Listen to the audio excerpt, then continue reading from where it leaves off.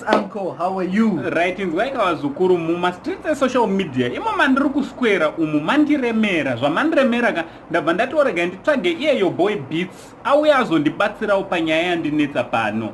Hi guys, how are you doing? Before we go any further, we just want you to subscribe if you have not subscribed to this channel. Turn on your notification bell so that you'll be notified every time we upload a video, because we upload videos each and every day, just like the one we're about to talk about today. Uncle. Right, inzwaka muzukuru yandakudanira iyai yekuti zoni vanhu vatotanga kutomarana namititi cat family sakuzova kwenyuka maititi she just vakatanga business ravo rekutengesa ma-t-shirts nema-sneakers just of recent, right? So mashure omo ndakaita video ndichitaura nezvamudiwa akashanyirani maititi akanotengawo he supported the business by buying shoes and t-shirts, though it was not for his family, but it was for people he didn't know. He wanted to give them away. So Mudiwa, thank you again on that for supporting my titi. But people now, Zimbabwean people. Zimbabweans, mazimbu. One way black, one ropa red. Hanzi vatotanga hanzi zvinhu zvimaititi havasi kuita zvekudi zvekugadzira vega. Hanzi lebo rakatogara riripo imiau iyi.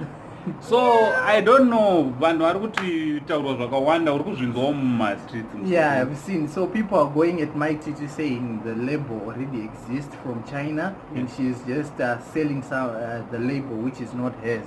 Of which, okay, the label exists, but we know my titi is the one who goes by, she's the leader of the cat family.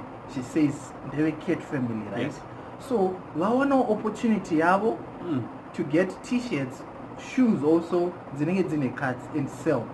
Doesn't matter she's the one making them, doesn't matter she's taking them from South Africa, from China, wherever she's getting them, right? Yeah. As long as varkuita business, we are supposed to what? To support the business. Yeah. Not kuda kuti ukamurandakadzi ari kuzvishandira iye nevanhu. Right, and handisi kurangarira pakataurwa namaititi kuti ndine factory yandiri kugadzira zvinhu izvi. And havatolika. Havana kuzvitaura izvozvo. Handiti, so vazukuruka zvekutaura zvakawanda about zvinhu zvine zvichiitwa neumwe munhu. Ameno yotori problem ine mazimba. Yeah, actually, not only Zimbabweans, as black people, we don't know how to support each other, yes, to lift each other up when you have a business or whatever.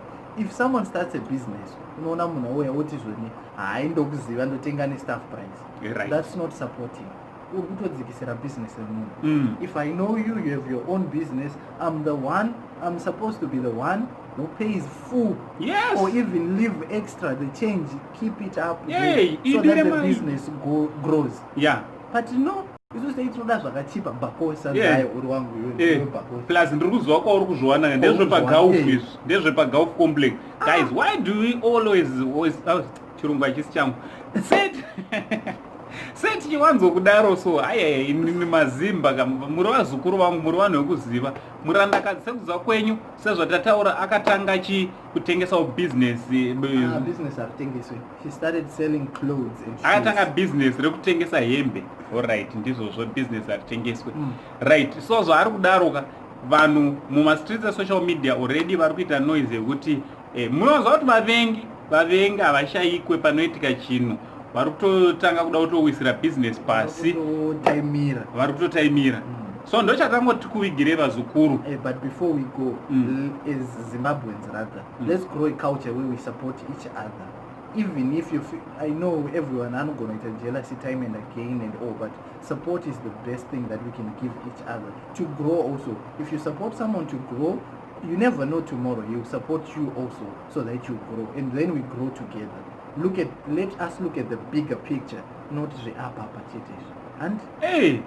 And so ndozvatangoti uye nazvo vazukuru handiti dzidziso mainzwi handiti ngatiite ese kudaro vazukuru vangu handiti tichiti ngatisangane futi pavhidhiyo rinotevera nauncle Saint namuzukuru wachona your boy Beats handiti tinobva tati much love.